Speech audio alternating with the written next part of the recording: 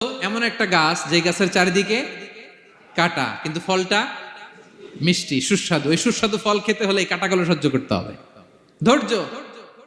ছোট্ট ছেলে মেয়েদেরকে ননির পুতুল করে গড়ে তুলবেন না, খবরদার। ওদেরকে কষ্ট সহিষ্ণু করে গড়ে তুলবেন। আপনি থাকতেই কষ্ট করা শিখান, তার জীবনটা স্মুথ হবে, তার ক্যারিয়ারটা ব্রাইট হবে, তার ভবিষ্যৎটা সুন্দর হবে।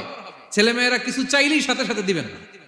অনেক বাবা মা আছে এত আদর করে, এত বেশি আহ্লাদ করে, যা চায় তাই দেয়, পরে হিতে বিপরীত হয়, ঠিক কিনা?